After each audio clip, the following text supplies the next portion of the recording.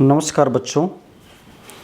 आज आपके सामने मैं जिस विषय को लेकर के उपस्थित हुआ हूँ वो टॉपिक आपका पाठ्य पुस्तक है, जो कि एनसीईआरटी के द्वारा हमारे इस झारखंड सरकार के विद्यालयों में पढ़ाया जाता है। न केवल झारखंड सरकार के विद्यालयों में पढ़ाया जाता है, अपितु सीबीएसई बोर्ड में भी इसी पुस्तक को, जिसका कि नाम सेमुशी पार्ट 2 है। तो सेमुशी पार्ट 1 जो है वो क्लास 9 में चलता है और सेमुशी पार्ट 2 भाग 2 आपका क्लास 10th में 10वीं कक्षा में चलता है। तो आज हम 10वीं कक्षा में पढ़ाए जाने वाले जो सेमुशी पाठ्य पुस्तक है उसको हमने प्रारंभ किया है, क्योंकि इससे पहले हम लोग व्याकरण को लगभग पूरा का पूरा कंप्लीट कर चुके हैं। कुछ एक आध पार्ट बचा हुआ है। तो कई बच्चों का ये हमारे कमेंट बॉक्स में कमेंट आया कि सर हमें टेक्स्ट बुक में परेशानी हो रही है, तो उससे भी शुरू किया जाए। वैसे भी मैंने पहले आपसे वादा किया था कि ये जब ग्रामर को कंप्लीट करेंगे तो फिर टेक्स्ट बुक को हम शुरू करेंगे। तो अब हमारा व्याकरण का जो भाग है वो लगभग पूरा हो चुका है, शायद 5 से 10% बचा हुआ होगा, तो उसे हम बाद में भी देखेंगे तो काम चल सकता है। तो ये एनसीईआरटी के द्वारा ये जो पुस्तकें जो हमारे विद्यालयों में दी गई है, तो इसके अनुसार आज हम लेसन फर्स्ट यानी प्रथम पाठ को, जो संस्कृत की आपकी पुस्तक है सेमुशी, इसके पहले पाठ को, जिसका नाम है सूची पर्यावरणम, इसको हम देखेंगे। ये फर्स्ट चैप्टर पूरा का पूरा श्लोक है और आपको पता है कि सभी श्लोक का निर्माण किसी न किसी छंद के माध्यम से होता है। तो हमें छंद के विषय में भी जानना चाहिए। छंद के साथ साथ श्लोक का, चूँकि बिना छंद का ज्ञान हुए हम किसी भी श्लोक की रचना नहीं कर सकते हैं। तो जैसे कि इसमें गीतिका छंद दी गई है, ये सभी जो प्रथम जो पाठ है वो गीतिका छंद में ही रची गई है। ठीक है। तो वास्तव में यदि कोई भी कवि, जैसे ये जो कवि हैं, मैं आपको बता दूं, थोड़ा सा इनका 1 मिनट में परिचय बताना चाहूँगा। ये प्रोफेसर हरिदत्त शर्मा काफ़ी विद्वान लेखक रहे हैं। इन्होंने बहुत सारी रचनाओं का इन्होंने निर्माण किया, जो कि इलाहाबाद सेंट्रल यूनिवर्सिटी के प्रोफेसर हैं अभी भी। और इन्होंने ये इस पुस्तक की रचना की, जिसकी मान्यता एनसीईआरटी के द्वारा दिया गया है।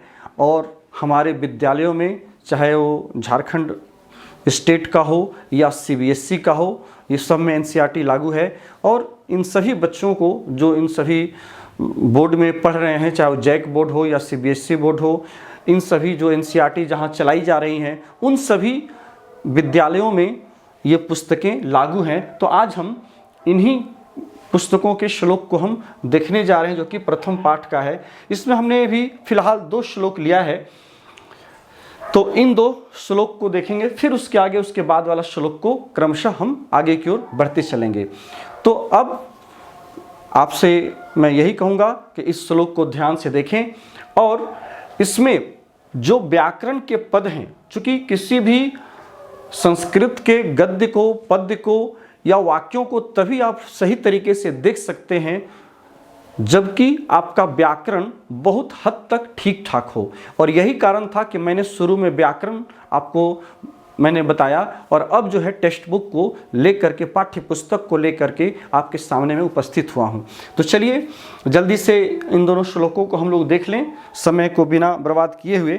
तो सबसे पहले मैं ये चाहूँगा कि इन दोनों श्लोकों को हम पहले अन्वय कर लें। अन्वय के माध्यम से क्या होता है कि कोई भी पद्य भाग, कोई भी जो प्रोज है वो प्रोज ऑर्डर में हो जाता है। तो जब किसी भी आप पद्य को या श्लोक को यदि आप प्रोज ऑर्डर में, अर्थात गद्य की विधा में जब उसको आप बदल देते हैं, तो उसके अर्थ को समझना काफ़ी आसान हो जाता है। जब तक आप उसके श्लोकों को, या वो हिंदी की कविता हो या फिर संस्कृत का श्लोक हो या इंग्लिश का पोएम हो, इन सभी जो कि छंदोबद्ध रचनाएं होती हैं, सभी का सभी किसी न किसी छंद में वो रचनाएं की जाती है, चाहे हिंदी की कविताएं हैं या संस्कृत के श्लोक हैं। तो छंदोबद्ध रचना को जब तक आप गद्य में आप नहीं बदलते हैं तो उसके अर्थ को समझना बड़ा ही कठिन होता है। तो चलिए पहले इसके हम प्रोज ऑर्डर में अर्थात अन्वय में इसको करके देखेंगे और साथ ही साथ इसके व्याकरण भाग को भी देखेंगे, क्योंकि इन्हीं श्लोकों से, इन्हीं गद्य जो आपके पाठ्य पुस्तक में पढ़ना है उससे व्याकरण के भी प्रश्न, चाहे वो समास हो, प्रत्यय हो इत्यादि संबंधित जो प्रश्न हैं वो आपसे पूछे जाते हैं बोर्ड एग्जाम में भी। ठीक है, तो उससे भी हम इस पर प्रकाश डालेंगे, उस पर ध्यान देंगे। तो चलिए शुरू करते हैं। पहले इसको हम एक बार रीडिंग दे दें ताकि आपको शब्दों का पहचान आपको हो जाए कि किस किस शब्द को कैसे पढ़ना चाहिए। दुर्वहम अत्र जीवितम जातम प्रकृतिरेव शरणम सूचि परया वर्णम। ठीक है, महानगर मध्य चलत अनिशम कलायस चक्रम सूचि परया वर्णम। मनः शोषयत तनुः पेशयत भ्रमति सदा वक्रम। दुर्दान्तैर दशनैरमुना स्यान्नैव जनग्रसनम सूचि परया वर्णम। ये हमारा पहला श्लोक है। इसमें यदि आप इसके पहले अन्वय को हम लोग देख लें और साथ ही साथ उसके अर्थ को भी देख लेंगे, लेकिन इससे पहले मैं चाहूँगा कि थोड़ा शब्दों को हम लोग तोड़ लें ताकि उसके कौन कौन से संधि वाले पद हैं, कौन कौन सा समास वाले पद हैं, उन्हें हमारा उनके साथ थोड़ा परिचय होना जरूरी है, तभी फिर हम उनके व्याकरण को हम परीक्षा में उसका सामना कर सकते हैं। तो चलिए यदि इसे देखें तो दुर्वहम जुड़ अत्र, यदि इसे हम यहाँ एक लाइन खींच लेते हैं और फिर यहाँ पर व्याकरण के ये जैसे पहला श्लोक है, इस पहले श्लोक में यदि देखा जाए तो दुर्वहम, ठीक है, दुर्वहम जुड़ अत्र, ठीक है, प्रकृति जुड़ एव, दूसरा इसमें है प्रकृति जोड़ एव प्रकृति रेव, विसर्ग संधि है ना। ये जो विसर्ग है वो र में बदल गया है, तो प्रकृति प्लस एव, ठीक है, शरणम, बस सूचि पर्यावरणम। अगला लाइन देखिए, महानगरम मध्य चलत जुड़ अनिशम, यहां पर एक और है चलत जुड़ अनिशम, चलत जुड़ अनिशम, चलत जुड़ अनिशम। कालायस चक्रम मनः शोषयत तनुः पेशयत भ्रमति सदा वक्रम। दुर्दान्तैः, यहां पर आपका विसर्ग संधि यहां भी है, ठीक है, दुर्दान्तैः विसर्ग हो जाएगा, दुर्दान्तैः जोड़ दशनैः,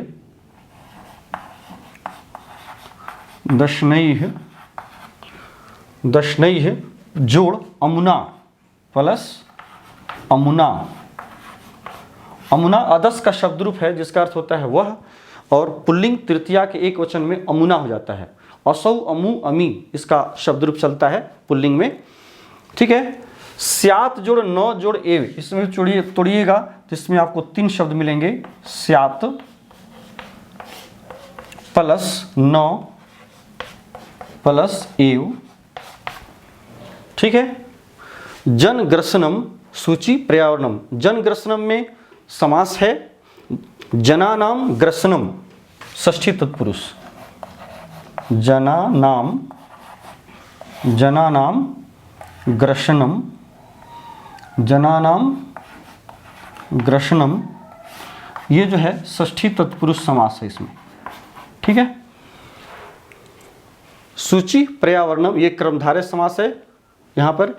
अब जो है इसमें हम शब्दों को, चूंकि शब्दों को तोड़ लेने से बच्चों को ये फायदा होता है कि उन्हें अलग अलग शब्दों को समझने में, इसके अर्थ को समझने में आपको काफ़ी सहूलियत मिलती है, काफ़ी आपको आसान महसूस होता है, इसलिए शब्दों को हमें जरूर तोड़ना चाहिए। तो अब देखिए इस अन्वय को, कहता अत्र दुर्वहम जोड़ अत्र है, दुर्वहम जोड़ अत्र, अत्र से मतलब है यहाँ, यहाँ से मतलब है इस बात का पता चलेगा महानगर मध्य। ये जो श्लोक, जो सूची पर्यावरण दिया गया है, आपको पता है कि इस पर्यावरण का जो निर्माण हुआ है वो 5 तत्वों से हुआ है, जिसमें जल है, अग्नि है, मिट्टी है ना, क्षिति जल पावक गगन समीरा, है ना, ये सभी 5 तत्व जिससे कि हमारे शरीर का भी निर्माण हुआ है। और हमारे शरीर का जिन 5 तत्वों से निर्माण हुआ है, इन्हीं 5 तत्वों के द्वारा हमारे शरीर की रक्षा हेतु ये पर्यावरण का भी निर्माण उसी के द्वारा किया गया है। क्योंकि जहाँ पर जिस तरह का पर्यावरण होता है उसी प्रकार का प्राणी का वहाँ उत्पत्ति भी होता है, उसी प्रकार का जीव वहाँ उत्पन्न होते हैं। देखेंगे कि जो नाला है या जो नाली में जो बहने वाली जो गंदगी है, वहाँ पर जो कीड़े उत्पन्न होते हैं उनका निवास वही स्थान है। उस स्थान पर यदि आपको हमको भेज दिया जाए तो वहाँ अनेक तरह की बीमारियाँ फैल जाती हैं। क्यों? क्योंकि हमारा जो निर्माण हुआ वो स्वच्छ पर्यावरण में हुआ है। हम गंदे पर्यावरण में जाएंगे तो हम वहाँ सर्वाइव नहीं कर सकते हैं, हमारा जीवन वहाँ जीना दुर्लभ हो जाएगा, सुलभ नहीं हो सकता है। यही कारण है कि कवि ने इस पाठ में, प्रथम पाठ में पवित्र वातावरण की कल्पना की है कि हमें इस ऊपर वाले ने, ईश्वर ने हमें जो शरीर प्रदान किया है, इस शरीर को स्वच्छ रखने के लिए स्वच्छ पर्यावरण को होना जरूरी है, तभी हमारा जीवन लंबे समय तक स्वस्थ होकर के दीर्घायु हो सकता है और रह सकता है। जो कि आज के शहर के वातावरण में पूरी तरह से ये प्रदूषण फैल चुका है। इसलिए हमें जो है वास्तव में स्वच्छ पर्यावरण की ओर, पवित्र वातावरण की ओर हमें बढ़ना चाहिए, जिससे कि हमारा जीवन सुलभ हो। कहने का कवि का भाव यही है। इसी चीज़ को यहाँ बताया गया है, कहा जाता है कि अत्र यहाँ दुर्वहम जीवितम, दुर्वहम जीवितम जीवन लाइफ क्या है? दुर्वहम है। दुर्वहम दुष्करम कठिनम। हमारा जो जीवन है वो वास्तव में यहाँ मतलब इस शहरी व्यवस्था में, इस महानगर में हमारा जो जीवन है वो दुर्लभ है, वो जीना दुर्लभ है। जातम सुनो, दुर्वहम जातम, जीवन जो है अत्र यहाँ पर इस महानगर में जो महानगरीय व्यवस्था है, इस महानगरीय व्यवस्था में हमारा जीवितम जीवन जो है वो वास्तव में दुर्वहम जातम, वो दुर्वहम हो चुका है, काफ़ी जीना काफ़ी कठिन कार्य हो गया है। इसलिए क्यों कठिन कार्य हो गया है, कवि जो है इस बात को आपको आगे की ओर बताएगा। इसलिए कहता है कि प्रकृति एवं शरणम, इसलिए हमारे लिए जरूरी है कि हम प्रकृति के शरण में जाएं। अर्थात जिस प्रकार से हमारे जन्म के साथ जिस प्रकार से स्वच्छ वातावरण, स्वच्छ प्रकृति, वन, जल, शुद्ध हवा, ये सारा हमें प्राप्त था, उसी तरह से आज भी हमें प्राप्त हो, तो इसके लिए हमें प्रकृति की गोद में जाना होगा। हमें वास्तविक उस जीवन में जाना होगा जहाँ से प्रकृति हमें स्वच्छता प्रदान करे, स्वच्छ वातावरण प्रदान करे। तो वही कहा प्रकृति एवं शरणम, इसलिए हमें प्रकृति हमारा एक शरण है, दूसरा कोई हमारा उसका उपाय हमारे पास नहीं है। सूची पर्यावरणम, और वो क्या है? वो पवित्र पर्यावरण है, वो स्वच्छ पर्यावरण है। प्रकृति की गोद में जो स्वच्छ पर्यावरण है वहीं पर हमें जाने की जरूरत है, क्योंकि आज का जो शहरी वातावरण है ये पूरी तरह से अशांत हो चुका है, यहाँ रहने लायक नहीं रह गया है। कवि का कहने का भाव ये है। क्यों नहीं रहने लायक हो गया है? आगे कवि बता रहा है कि महानगर मध्य, महानगर, इसमें यदि समास को तोड़ेंगे तो महत नगरम, महानगरम कर्मधारय समास हो जाएगा। कहता इन महानगरों के मध्य में, बीच में चलत, है ना, यहाँ देखिए मैं तोड़ा है, चलत में चल धातु से सत्री प्रत्यय लगा है हुए के अर्थ में, तो चलता हुआ, चलत, चल से सत्री लगा तो चलत बन गया। और चलत अनिशम, अनिशम अहरनिशम, दिन रात, रात दिन। तो कहता है कि इस महानगरों के बीच में, मध्य में रात दिन चलता हुआ, कलायस चक्रम, कलायस काल कहते हैं समय को, और आयस लोहे को कहते हैं। तो काल रूपी लोहा का जो पहिया है चक्रम, ये क्या कर रहा है? मनः शोषयत, मन को शोषित कर रहा है। मतलब ये काल है एक तरह से। ये जो रात दिन महानगरों में जो लोहे का कारखाना है, उसमें चलने वाले जो बड़े बड़े पहिया हैं, जिसके शोरगुल से आपका मन, आपका शरीर पूरी तरह से अशांत वातावरण में जी रहा है, वो कहता है कि वो चलता हुआ, रात दिन चलता हुआ, चलत अनिशम कलायस चक्रम, ये जो काल रूपी जो लोहे का जो पहिया है वो मन को क्या कर रहा है? शोषित कर रहा है। ठीक है।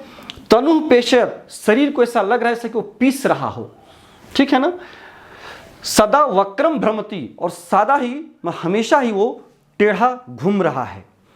जब कोई चीज, जब वक्र दृष्टि जब पड़ती है तो उससे सिर्फ अनिष्ट होता है, इष्ट नहीं होता है।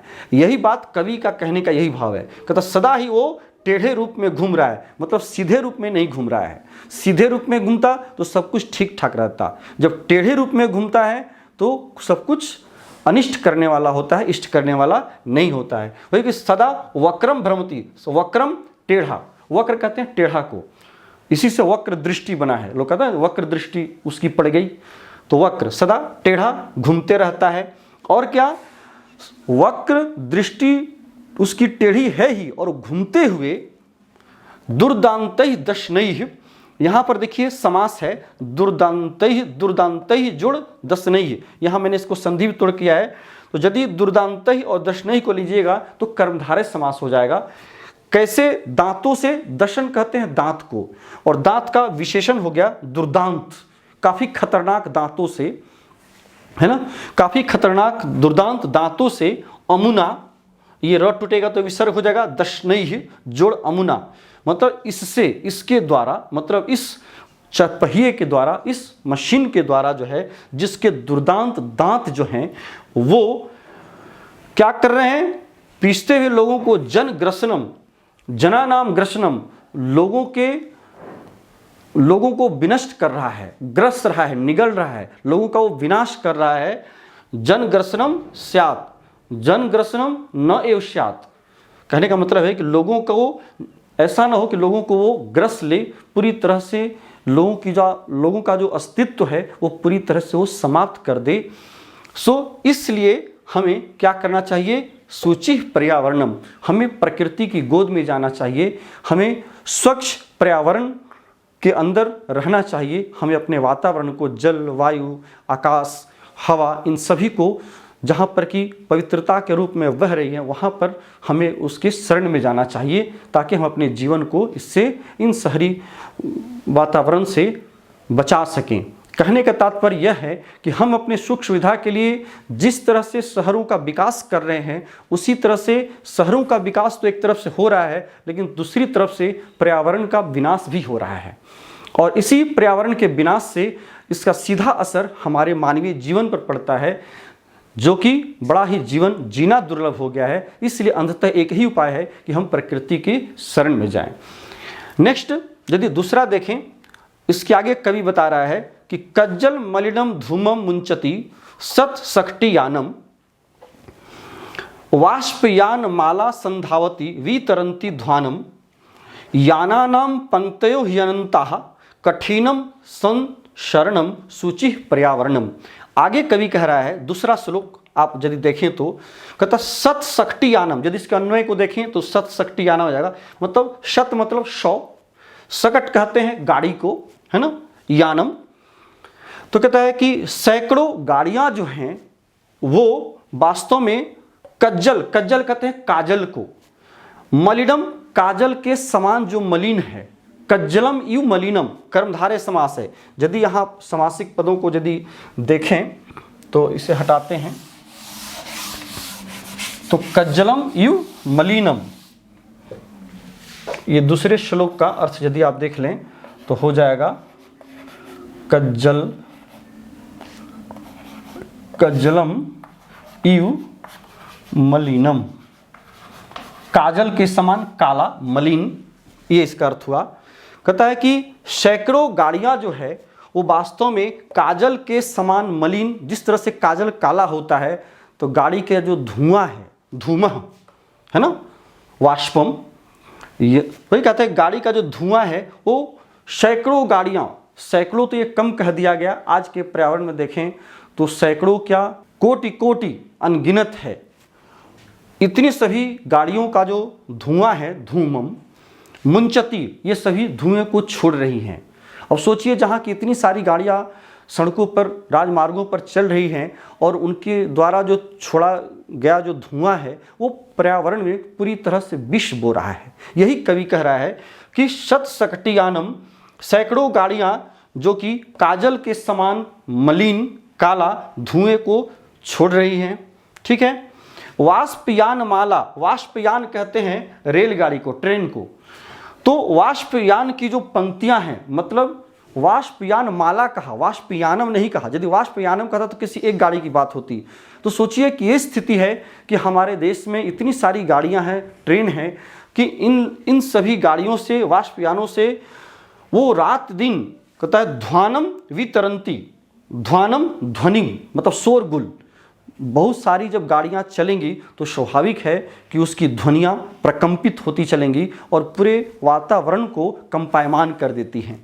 ठीक है, तो ये तो वाष्पयान माला जो ट्रेन की जो पंक्तियां हैं, ठीक है ना, वाष्पयान का रेलगाड़ी की जो पंक्तियां हैं वो वास्तव में ध्वनि को वितरित करती हुई, वितरंती में वी उपसर्ग है, त्रिधातु है और क्षत्रिय प्रत्यय है स्त्रीलिंग में। तो यहां पर हुई के अर्थ में तो वितरित करती हुई मतलब कि उसको छोड़ती हुई, किस चीज को, ध्वानम ध्वनि को छोड़ती हुई, संधावती संचलती वो चलते रहती हैं, मतलब दौड़ते रहती हैं, चलते रहती हैं। कौन, ट्रेन। कहता है ये जो ट्रेन है, ये जो रेलगाड़ी है वाष्पयान, ये वास्तव में शोरगुल के ध्वनियों को छोड़ते हुए एकदम दौड़ रही है, रेल की पटरियों पर दिन रात जो है चल रही है, जिससे कि लोगों को जो है इससे काफ़ी परेशानियों का सामना करना पड़ रहा है। इससे निकलने वाले जो वाष्प हैं, इससे निकलने वाले जो धुएं हैं, उससे हमारा पर्यावरण प्रदूषित हो रहा है। ठीक है, याना नाम पंक्तः, और क्या, यान मतलब जो सामान्य गाड़ियां हैं, ट्रक है, बस है, गाड़ी है, तो याना नाम पंक्तः, और गाड़ियों की जो पंक्तियां हैं वो ही अनंताः, वो तो अनंत हैं, जिसकी कोई गिनती नहीं कर सकता। तो अनंतः तो इतना अनंत है जिसको कि हम उसको काउंट नहीं कर सकते हैं, वो अनकाउंटेबल है ना। तो वो भी जो है कहीं ना कहीं इस ध्वनि को वितरित करने में वो और उसमें सहायता प्रदान करती हैं। एक तो कहने का भाव कवि का यह है कि ट्रेन जो रेलगाड़ी है वो ध्वनियों को बिखराती हुई, ध्वनियों को वातावरण में फैलाती हुई, वायु प्रदूषण करती हुई, है ना, पटरियों पर दौड़ रही है जहां एक तरफ, वहीं दूसरी तरफ जो सामान्य गाड़ियां हैं, चाहे वो बस हो, ट्रक हो इत्यादि, इन सभी की जो पंक्तियां हैं वो तो और अनंत है। और इतनी अनंत है कि कठिनम संसरणम, संसरणम कठिनम अस्ति, मतलब चलना भी आपके लिए कठिन हो गया है। आप सड़क पर चलें तो कैसे चलें, किधर चलें, किधर से चलें, हमेशा एक भय बना रहता है कि कोई गाड़ी आकर आपके साथ कहीं टकरा न जाए। कहने का भाव कवि का ये है। तो वही कह रहा है कि कठिनम संसरणम, संसरणम संचलनम, मतलब चलना भी जो है वो कठिन है। इतनी गाड़ियों की अनंत पंक्तियां हो गई हैं इन सड़कों पर कि चलना भी कठिन है। इसलिए इसका एक ही उपाय है कि सूची पर्यावरणम, हम अपने जीवन को ऐसे जगह की ओर ले करके बढ़ें जहाँ से कि सूची पर्यावरणम, पवित्र पर्यावरण हमें प्राप्त हो, स्वच्छ वातावरण हमें प्राप्त हो, तभी हमारा जीवन सुलभ हो सकता है, अन्यथा दुर्लभ रहेगा। चलिए, तो बच्चों ये क्लास आपका कैसा लगा आप अपने कमेंट बॉक्स में ओझा सर क्लासेस में आप ज़रूर बताएंगे, जो कि यूट्यूब चैनल पर चल रहा है। ठीक है, तो आप अपने कमेंट के माध्यम से और कुछ आप यदि हमसे जानना चाहते हैं तो उससे आप जरूर पूछें। आपको पता है कि मैं हर बच्चे के प्रश्न का उत्तर मैं इस कमेंट बॉक्स के माध्यम से मैं हमेशा देते रहता हूं और कई बच्चे इसका लाभ लेते भी हैं। तो चलिए, इन्हीं शब्दों के साथ फिर हम नेक्स्ट क्लास में मिलते हैं, इसके नेक्स्ट श्लोकों के साथ, आगे के चैप्टर के साथ। चलिए, बहुत बहुत धन्यवाद, थैंक यू।